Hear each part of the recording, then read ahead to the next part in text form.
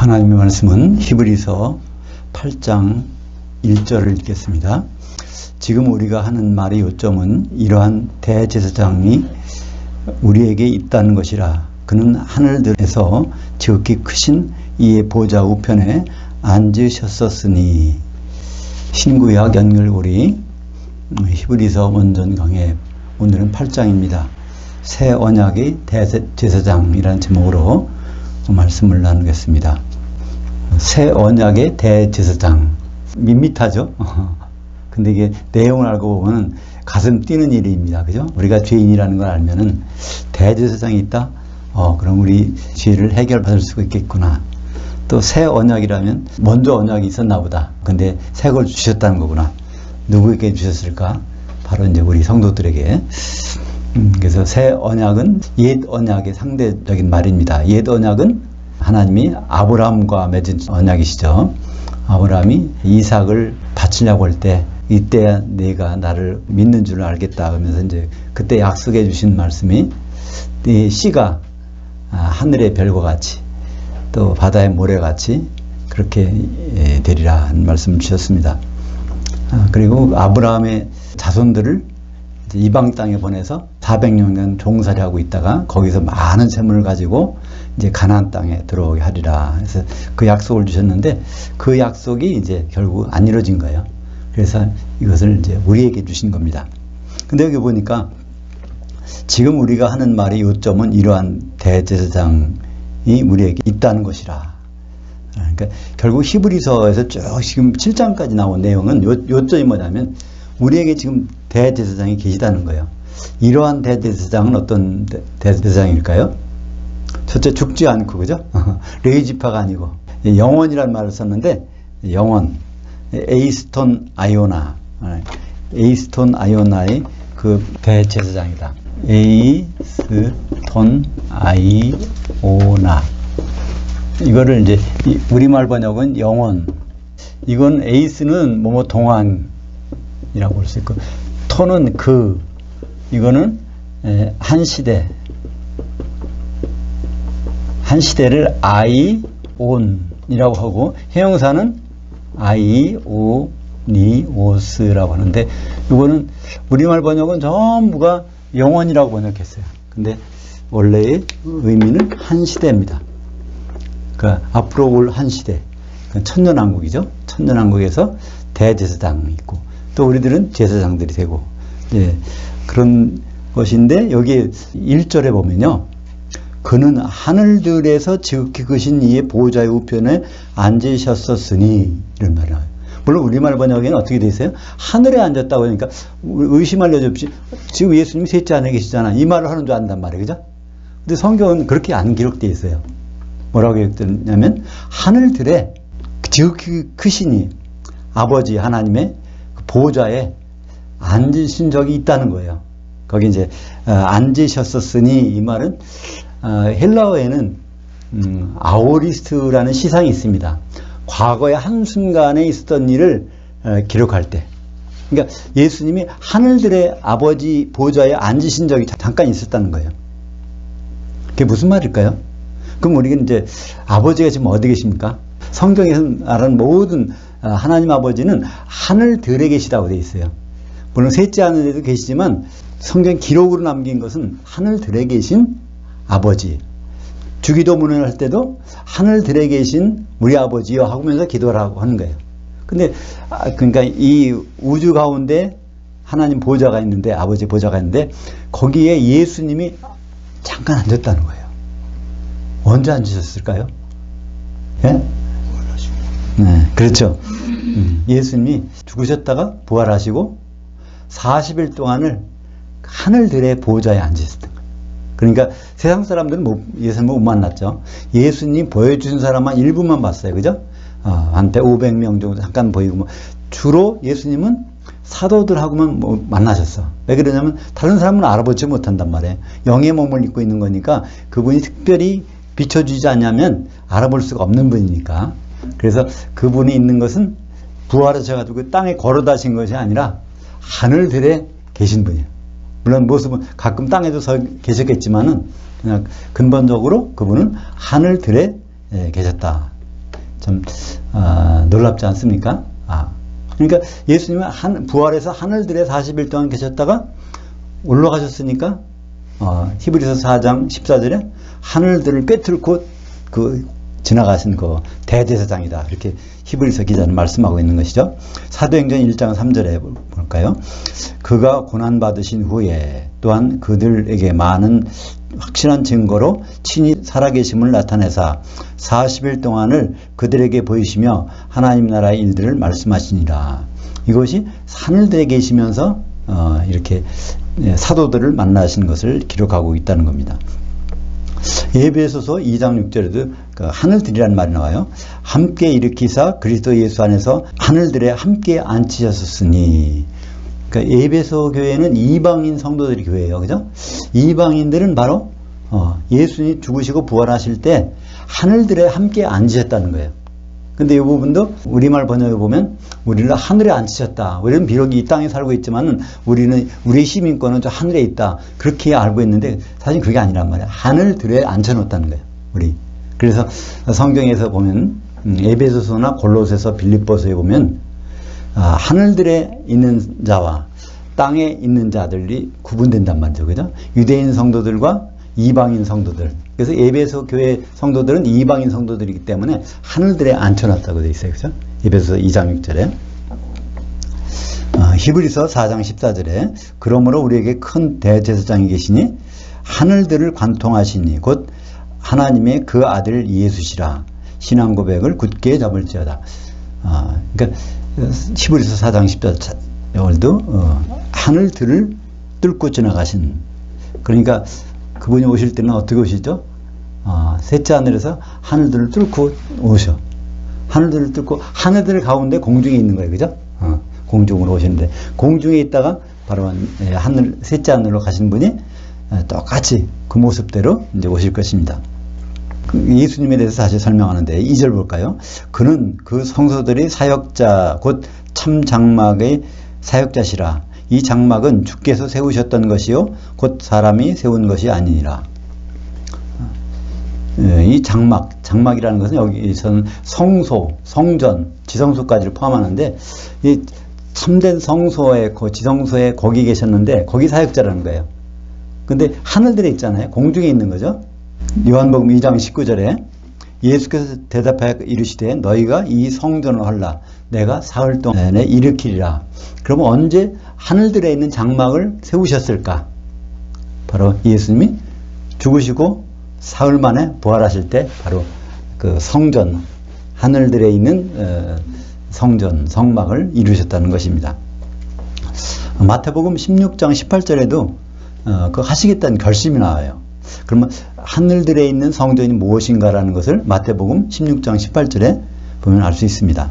또 내가 네게 이르노니 너는 베드로라. 내가 이 반석 위에 내 교회를 세우리니 음부의 문들이 이기지 못하리라. 아직은 예수님이 이 말씀하실 때는 안 세워졌어. 그죠? 아직 십자가에 안 달려셨으니까, 죽지 않으셨으니까. 근데 십자가 달리시고 죽으시고 부활하셔서 바로 그 교회를 세우신 거죠.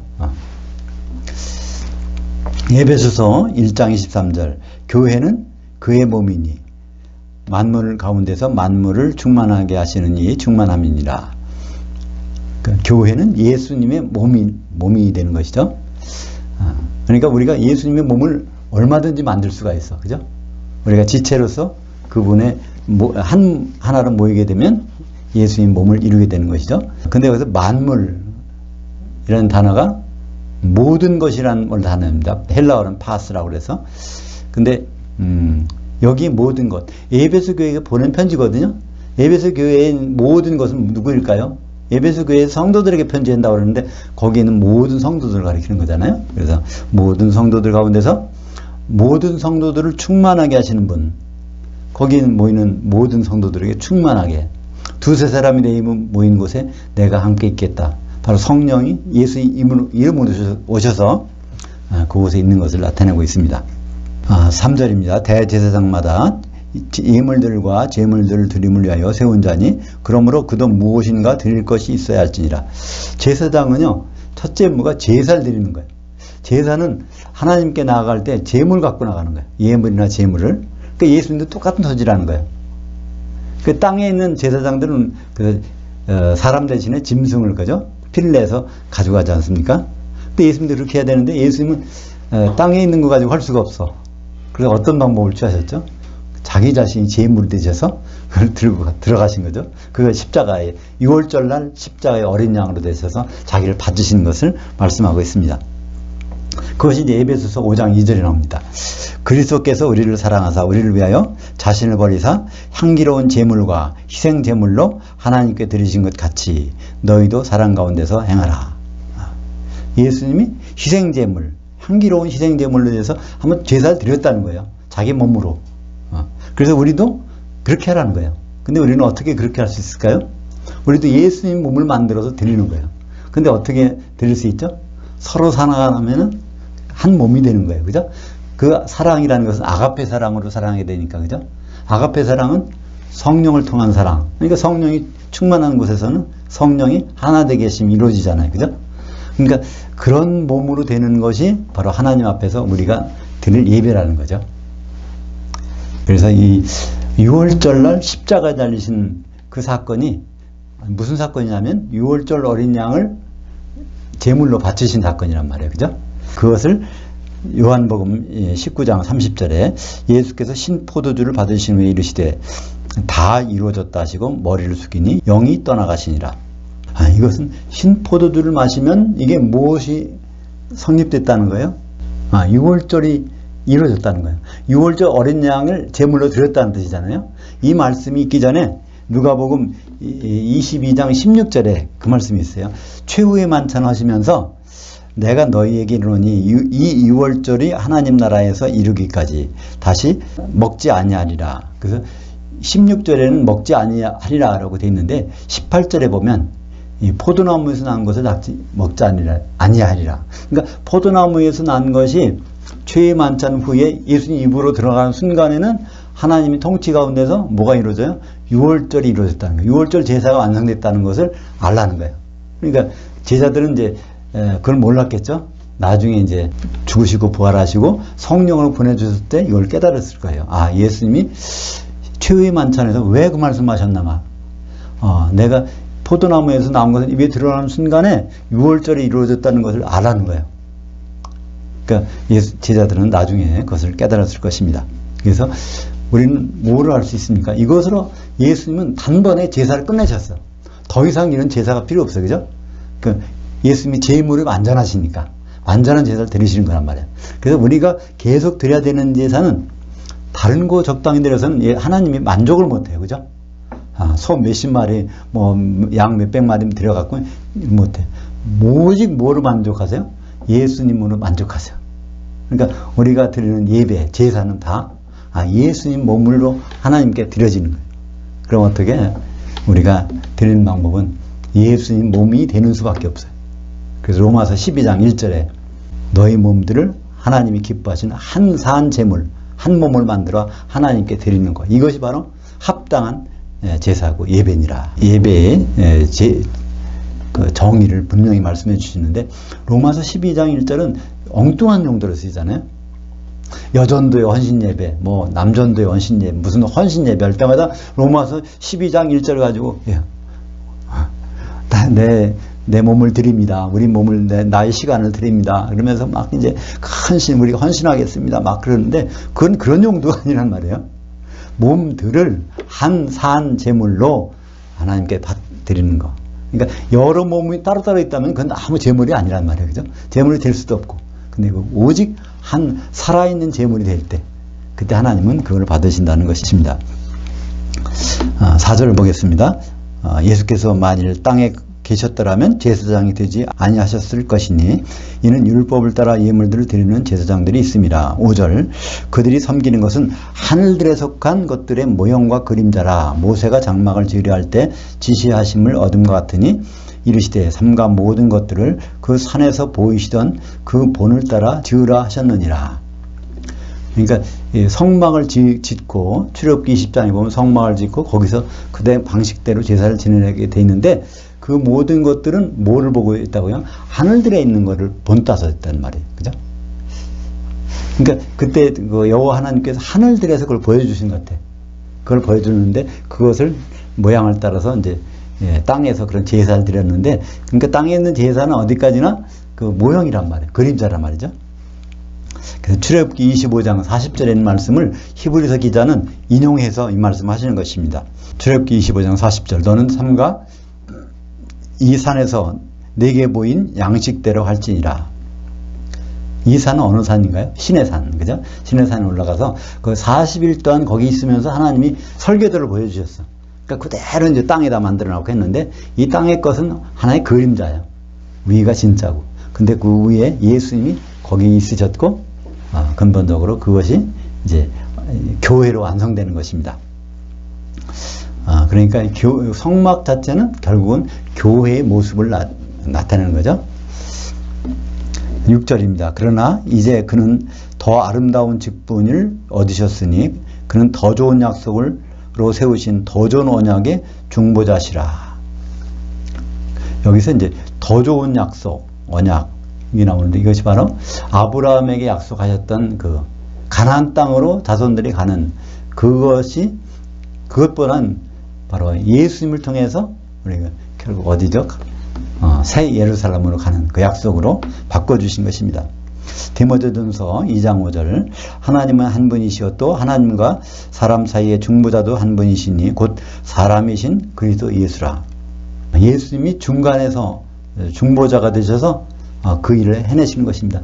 중보자는, 우리는 많이 중보기도라는 말을 많이 써요, 그죠? 근데 중보기도 우리는 들을 자격이 없어요. 중보자는 두 양쪽의 편을 같이 입고 있어야 돼, 그죠? 하나님의 속성도 갖고 있고 사람의 속성도 같이 계신 분, 그 사람, 그런 분만이 중보자가 되시니까 예수님밖에 중보기도자가 될 수 없습니다. 우리가 그냥 중보기도 하고 있는 것은 사실은 성경적으로 말하면 동호기도, 남을 위해서 해주는 기도, 그걸 하는 건데, 우리는 자꾸만 중보를 많이 사용하다 보니까 예수님 권리를 뺏어서 막 사용하려고 그러는데, 그건 사실 맞지 않는 거죠. 그리고 이 디모데전서 2장 5절에 대개 하나님은, 신약의 하나님은 데오스라고 하는데, 데오스. 구약의 하나님은 엘로힘. 엘로힘은 복수예요, 그죠? 데오스는 단수. 그래서 신약의 하나님은 대부분 거의 한 99% 정도가 정관사가 붙어요. 왜냐하면 그 하나님이 아버지 하나님인가, 아들 하나님인가, 성령 하나님인가를 잘 모르잖아요. 그래서 정관사를 항상 붙여서 이제 성경에서 기록되어 있어요. 원전에 보면 항상. 근데 그게 정관사가 없을 때가 가끔 있어요. 디모데전서 2장 5절에 하나님 앞에 정관사가 없는 거예요. 왜 없을까요? 이것은 누구에게나 예수님에게도 해당되고, 하나님 아버지에게 해당되고, 성령께도 해당되니까. 그래서 하나님은 한 분이시요 하나님과 사람 사이의 중보자도 한 분이시니, 그래서 이것은 하나님이라는 그 하나의 인격체를 그냥 통틀어서 말하는 거기 때문에 정관사가 원전에도 없습니다. 7절입니다. 첫 언약이 무음하였더라면 둘째 것을 요구한 일이 없었으려니와. 첫 언약이 흠이 있다는 거예요. 왜 흠이 있게 됐을까요? 하나님과 약속인데, 이스라엘 백성과 약속인데 그게 흠이 있다는 거예요.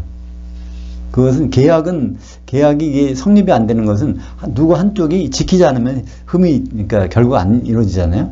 그러니까 그건 하나님 편에서 흠이 있는 게 아니라 이스라엘 백성들이 결국은 그 약속을 안 지킨 거죠. 두 사람만 들어갔단 말이에요. 그래서 그건 약속이 안 지킨 거랑 마찬가지니까. 이제 그 얘기를 여기서 하는 것입니다. 첫 언약이 무음하였더라면 둘째 것을 요구할 일이 없었으려니와. 그들이 잘못을 지적하여 말씀하시되 주께서 이르시되 볼지어다 날이 이르리니 내가 이스라엘 집과 유다 집과 더불어 새 언약을 맺으리라. 여기서 이제 많은 오해가 생깁니다. 이스라엘 집과 유다 집. 이게 유대인을 말씀하는 거구나. 그러니까 유대인들이 한 번은 실패했기 때문에, 가나안 땅에 못 들어갔기 때문에 다시 또 그들에게 기회를 준다. 이렇게 생각할 수 있는데요. 이것은 영적인 것을 말하는 것입니다. 영적인 유대인, 영적인 이스라엘.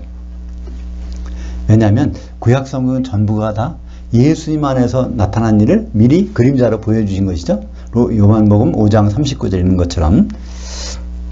그래서 예레미야서 31장 31절 이건 이제 그 가나안 땅에 결국은 못 들어가고 한참 있다가 예레미야를 통해서 예언해 주신 말씀이죠. 여호와의 말씀이라 보라 날이 이르리니 내가 이스라엘 집과 유다 집에 새 언약을 맺으리라. 요 예레미야서 31장 31절을 히브리서 기자가 히브리서 8장 8절에다가 이걸 이제 기록한 것입니다. 이 내용이 이제 무엇인가를 앞으로 이제 설명하게 되는데요. 로마서 2장 28절 29절 보겠습니다. 무릇 표면적 유대인이 유대인이 아니요 표면적 육신의 할례가 할례가 아니라 오직 이면적 유대인이 유대인이며 할례는 마음에 할지니 영 안에 있고 율법 조문에 있지 아니한 것이라. 그래서 유대인들은 할례를 어디다 합니까? 생식기다 하잖아요. 그것이 표시란 말이에요, 유대인. 근데 그것은 아무 의미가 없다는 거예요. 그 마음 속에다가 할례를 해야 되지, 표시를 해야 되지. 그래서 요한계시록 22장 9절 하반절에 자칭 유대인이라 하는 사람들의 비방도 알거니와 실상은 유대인이 아니요 사탄의 회당이라. 자칭 유대인이라면 유대인 피가 흐르는 사람을 얘기하죠. 유대인으로 어떻게 개종했든지 유대인 피가 흐르든지 그 육신의 유대인 피가 섞인 것은 아무 의미가 없다는 것입니다. 그걸 주장하고 있다면 오히려 사탄 편이라는 거예요. 하나님은 새로운 언약을 세우시기 때문에 그렇습니다. 그래서 그 실증적인 예로 그럼 이스라엘과 유대인이 누구냐는 것은 요한계시록 7장 4절을 보면 알 수 있습니다. 그리고 8절까지예요. 이스라엘 자손이 각 지파 중에서 인침을 받은 자들이 8절에 요셉 지파 중에 1만 2천이요. 이스라엘 족속은 요셉 지파가 한 명도 없다고 그랬죠.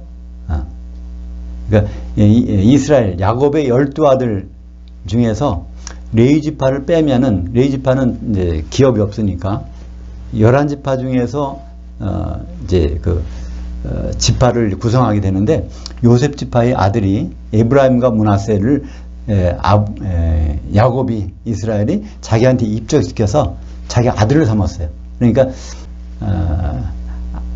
아들이 법적으로 열 몇 명이야? 14명인 거예요. 법적으로. 그죠?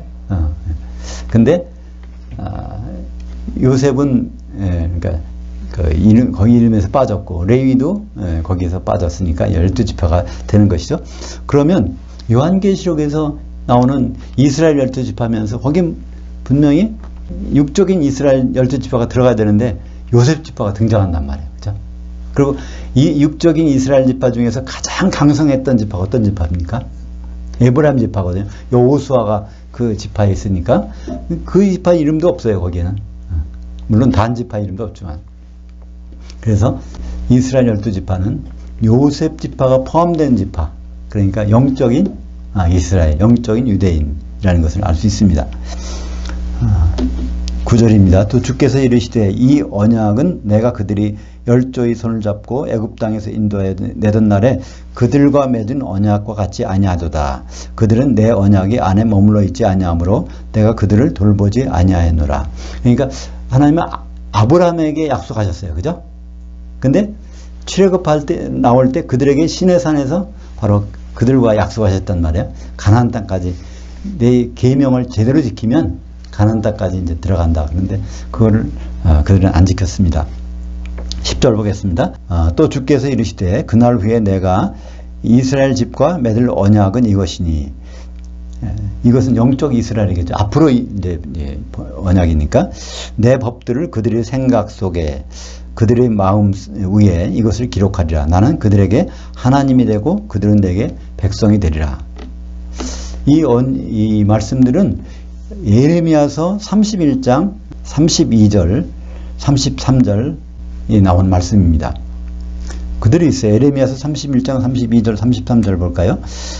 이 언약은 내가 그들의 조상들의 손을 잡고 애굽 땅에서 인도해 내던 날에 맺은 것과 같지 아니할 것은 내가 그들이 남편이 되었어도 그들이 내 언약을 깨뜨렸음이라.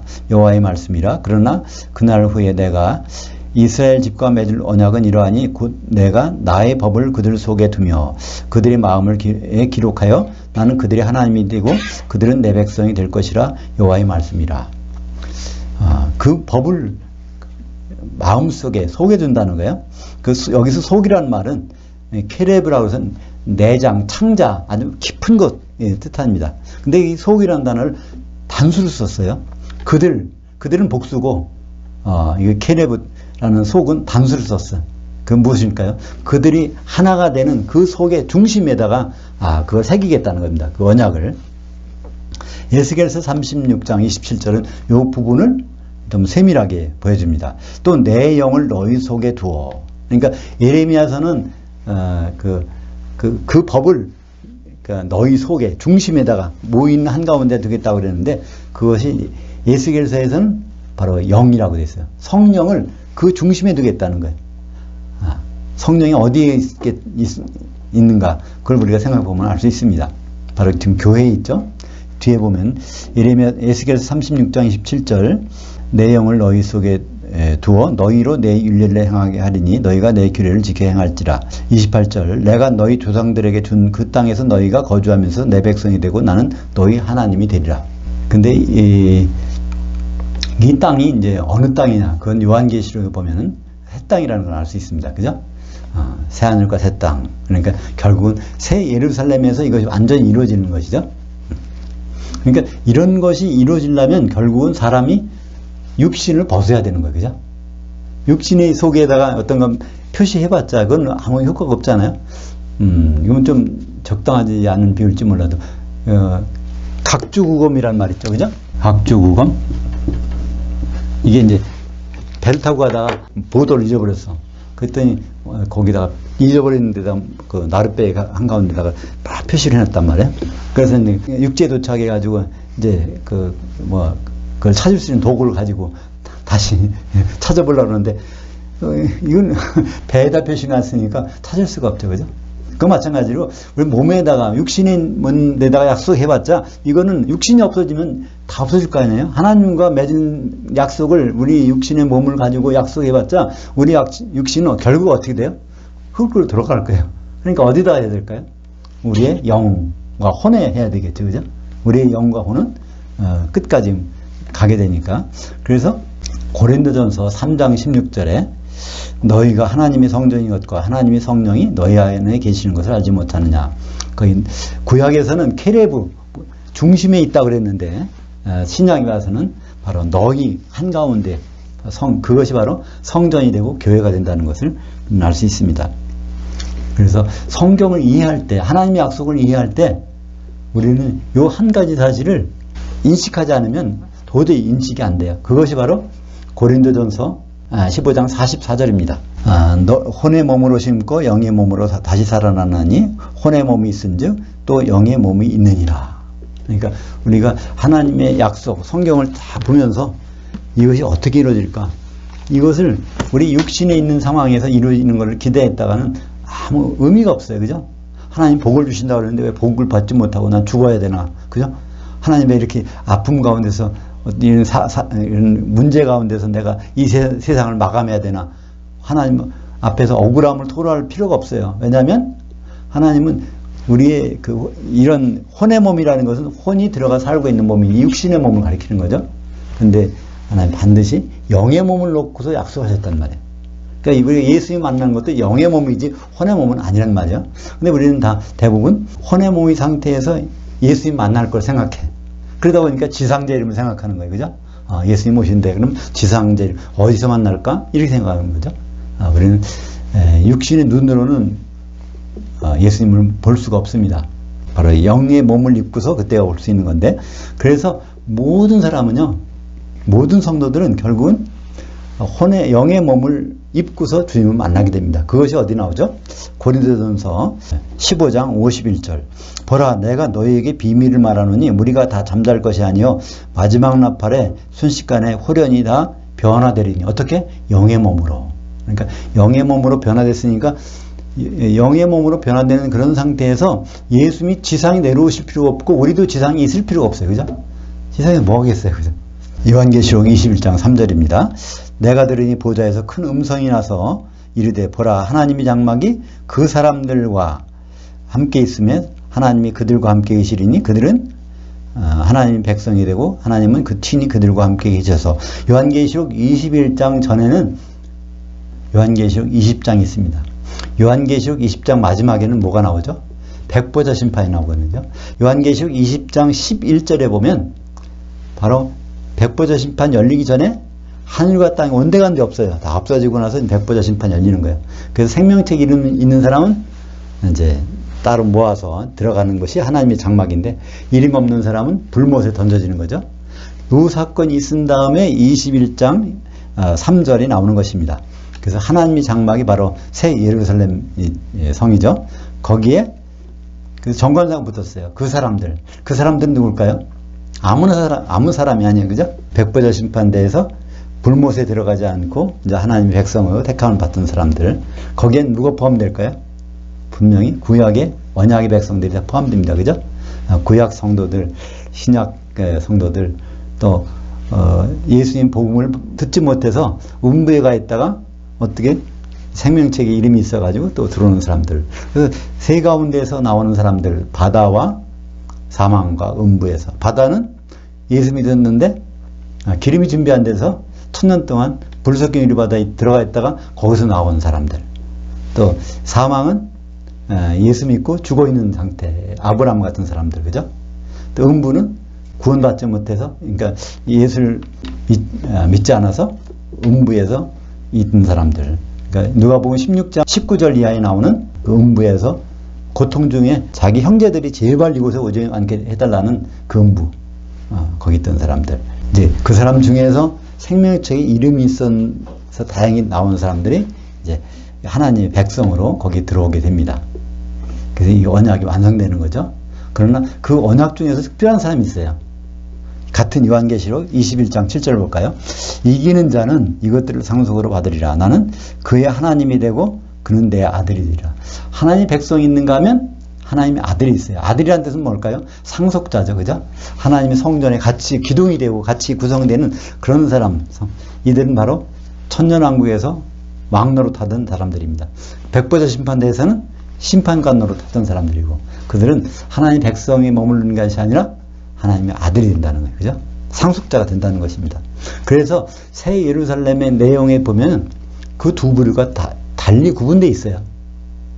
그러니까 성도들은 그 왕노릇 했으니까 그 땅의 왕들이라고 했고, 그 다음에 그 백성들은 그 각 나라 이방의 만국들이라고 했고, 그 두 부류가 다른 것이 요한계시록 21장 24절에 나옵니다. 만국이 그 빛 가운데로 다닐 것이고 땅의 왕들이 자기 영광을 가지고 그리로 운반하도다.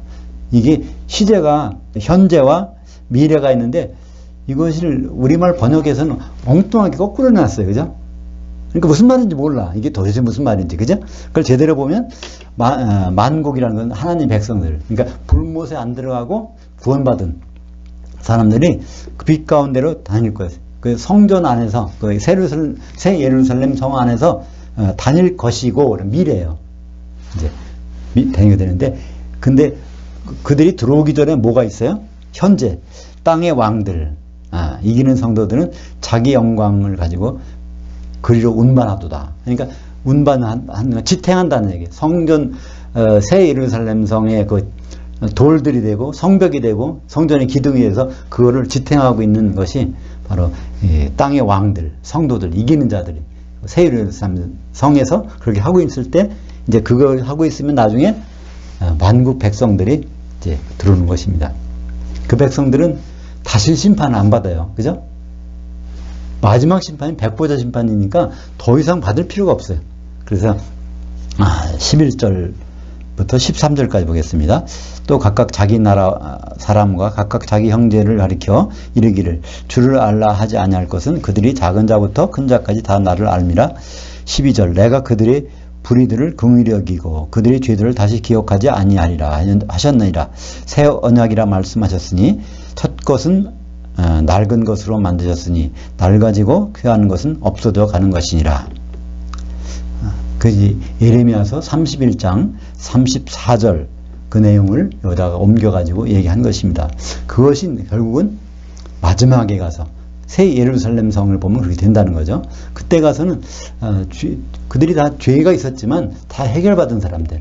그러니까 더 이상 그 문제가 그들을 어쩌지 못한다는 것입니다.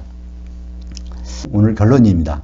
지금 우리가 하는 말의 요점은 이러한 대제사장이 우리에게 있다는 것이라. 완벽한 대제사장. 구약의 제사장들은 약점이 있었어요. 그죠? 근데 신약의 대제사장, 예수님은 약점이 없어.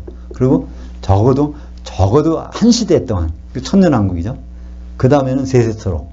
그런 분이 우리의 대제사장이라는 것을 알 때 우리가 혼의 몸에서 일어나는 현상을 가지고 우리는 굉장히 힘들어 하잖아요. 되게 어려워해. 근데 요 순간은 얼마 되지 않고 영의 몸을 입고 지내는 시간들이 어마어마한 시간. 최소한 얼마 되는 거예요? 1000년이 되는 거고, 그 뒤에 무한한 세월이 있는 건데, 우리는 자꾸 혼의 몸을 입고 있는 이 시간, 육신의 몸을 입고 있는 이 시간에 대해서 생각을 집중해요. 그렇게 안 할 수는 없어요. 그죠? 당연히 이렇게 해야 되지만, 그것 때문에 영의 몸을 입고 지내는 그 시간에 대해서 잊어버리고 있다면 그건 문제라는 거죠. 그래서 우리가 건강해야 되고, 잘 먹어야 되고, 또 편안한 생활을 해야 되고, 그거 좋지만은, 그거 하는 동안에 잊어버리면 안 돼. 그거를, 그죠? 영의 몸을 입고 주님 만나서 이어갈 그 장기간의 세월들을 우리는 잊어서는 안 될 것입니다. 그리고 우리가 확실한 보증이 있단 말이에요. 새 언약의 대제사장이 우리를 기다리고 있습니다. 그죠? 이것이 얼마나 우리에게 위로가 되는지 알 수가 없습니다. 기도하겠습니다. 하나님 아버지, 감사합니다. 구약의 대제사장들은 백성의 죄를 위해서 짐승의 피를 가지고 제사를 지냈지만, 신약의 대제사장 우리 예수님께서는 자기 몸으로 직접 십자가에서 제물을 드리셨습니다. 이제 하나님이 기뻐하는 제사를 우리는 알고 있습니다. 우리가 예수님의 몸을 이루어 하나님께 나타날 때 하나님은 기뻐 받을 것을 믿습니다. 우리가 주님을 만날 때까지 우리의 영과 혼과 몸이 하나가 되는 놀라운 일들이 일어날 수 있도록 인도하여 주시옵소서. 예수님의 이름으로 기도합니다. 아멘.